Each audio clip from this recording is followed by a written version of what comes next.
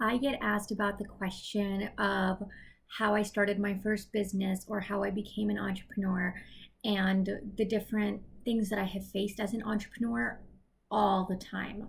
And I also get discredited as an entrepreneur all the time. And I also struggle with imposter syndrome all the time. So there are so many facets to being a business owner, to being an entrepreneur, challenges that you face, and ultimately one that we're dealing with right now, which is, one of the biggest challenges I've dealt with to date is being a small business owner during COVID. So figured I'd hop on here to make a video kind of outlining the journey. I know I've talked about it in bits and pieces, but it's just so insanely difficult to talk about business in a more inclusive, all inclusive way when I'm making such a short Instagram post or a short TikTok video. So, hopefully, this answers a lot of your questions. If not, drop questions below. And take a moment right now, if you can, just a second or two, to tell me what kind of business do you have or what kind of business do you want to start. Do you already Are you already launched, or are you thinking about launching? What questions do you have? I do want this to be a place where we can be a lot more interactive, so drop those below. That being said, I have been a business owner since 2013. So 2013, but really I think it stems so much further than that because I really became a business owner. Well, I was involved in my father's businesses ever since I was a kid. I grew up seeing him as an entrepreneur, helping him in marketing and other ways that I could, and learning from him, seeing him do what he did, talking to him about his work. And so I think for me, my education, it really stems back to that book, Rich Dad, Poor Dad, which I'm sure I have on here somewhere. But I really learned from the best business owner that I know.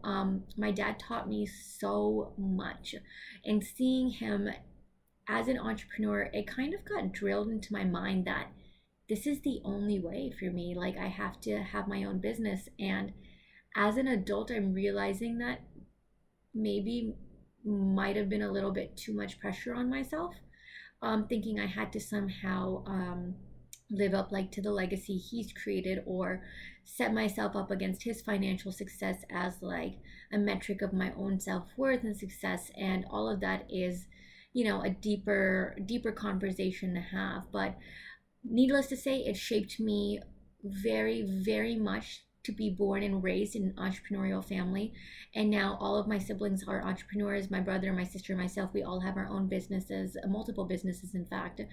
And the first business that I started was with my family. So often people are like, well, you're not really an entrepreneur if, you started or you extended your family's businesses. And I have to say, it was a lot easier to extend something that they had already laid the foundation for. So we started a private school.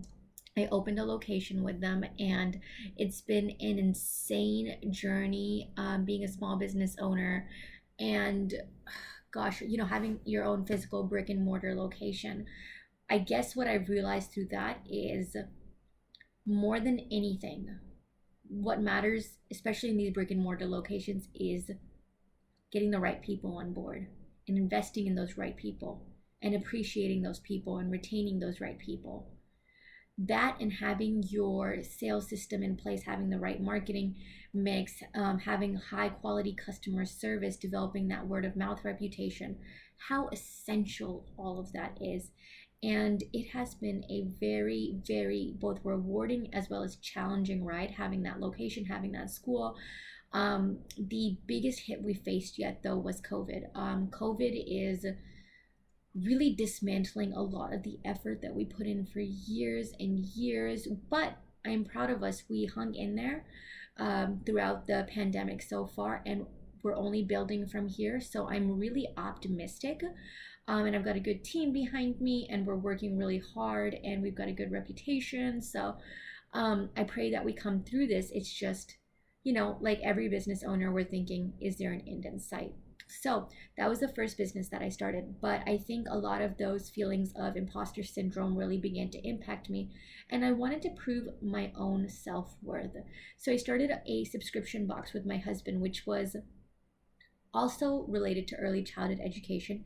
It was called Bumble Brain Box, and it was all about it's a subscription box for baby brain development. So every month we would send you activities to do with your child that would help them learn and to grow and to develop, which also solved a huge need because a lot of people don't know how to play with babies per se, or interact with babies in a way that is actually really stimulating for them and conducive to, development across various different levels. So we had Bumble Brainbox, and within a year, I was really excited using social media. We were able to um, make about over 120,000 or so in sales, and we were in like 6 or 7 different countries. We had been featured in Forbes and Entrepreneur and Inc. and Huffington Post, all of the above. We were rapidly growing. Our entire house was full of boxes at that point. Truckloads of packages going to the post office, which was all extremely exciting. And what's cool to add is that I don't actually talk about this that often, or I don't know if I ever have, but I was actually involved in an all-female business accelerator program prior to launching this business, which was a really good program to be a part of, to develop the idea for my business, to research it. And so I think a lot of thought went into this business and a lot of organization went that would have otherwise been missing had I not gone through the accelerator program. So that was called Circular Board. Again, it was an all-female accelerator. And then, we were growing rapidly. And let me tell you, this is when I was working at 2 businesses, technically managing 4 locations, though, four things. And my husband was also working full time, and we were also newlyweds at this time. And we started working so much, like literally 24/7, 365. From the moment my eyes opened to the moment my eyes closed, I was working. And I actually developed a herniated disc in my spine, which was excruciatingly painful. And where one aspect of my physical body was breaking down, another was the emotional aspect. So for the emotional aspect of it, I developed the earliest stages of borderline personality disorder, which that's a whole different thing. It took me a long time to get like formally diagnosed, and I was misdiagnosed for years, which was also part of the problem. But mind, body, soul, everything was breaking down from just working too much and not taking care of me. And also, as newlyweds, just working together all the time, we just hated what our relationship became. Some couples work really beautifully together. Others, they don't. It changes the dynamic in a way that's not as beautiful and not as fun. And we were in the latter portion of things where we didn't like working together, but it seemed so unfathomable for us to continue on with this business without each other when we had launched it together and put so much into it together. So ultimately, we decided to sell, and that happened.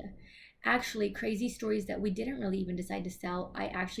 My health declined to the point where I physically could not continue.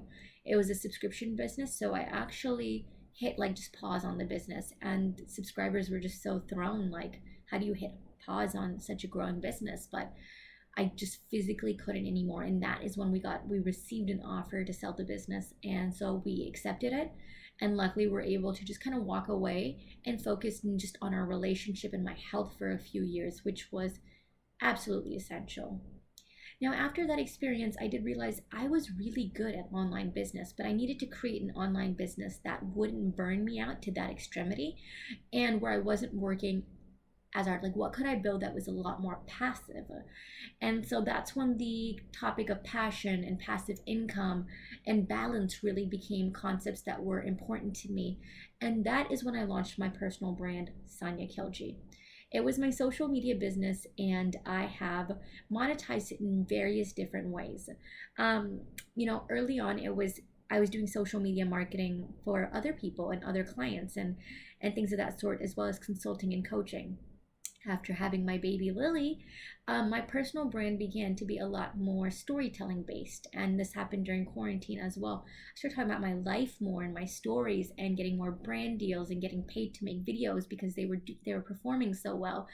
And so now I focus on making my online business fun for me and focusing on really making it something that I'm passionate about doing, something that I would do even if I wasn't getting paid. And that is important to me. So that's my business, Sanya Kilji, where I talk about, just my lifestyle, my life, my stories, my family. I talk about mental health. I talk about motherhood. I talk about marriage. I talk about travel. I talk about my home, my spirituality, my relationships, my friendships, my struggles, and my triumphs.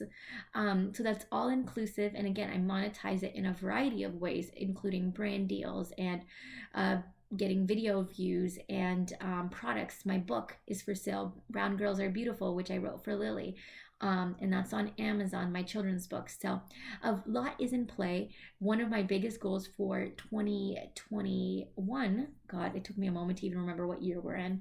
One of my biggest goals for 2021 is to grow my YouTube. And as you guys can see, I've been a lot more consistent on this platform. But I would love to eventually get to the point where I'm monetizing my channel. I do have to get to 1,000 subscribers first, so please hit subscribe if you haven't already.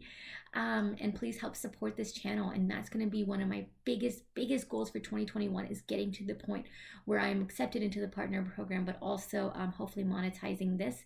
But of course, providing a ton of value and having so much fun along the way. So that is the goal. And that is my business journey. And I hope that was extremely informative. Oh God, I forgot one thing. And rightfully so. I wanted to block it from my memory. But last year, we did invest in another brick and mortar business called Naturally White. And we were conned out of $140,000. And that business was, that's a long story. Needless to say, sometimes you win and sometimes you lose in business. That was one where we lost big time. We lost big time, but we've managed to recover beautifully since. So I will go deeper into that story at another time. But thank you for watching.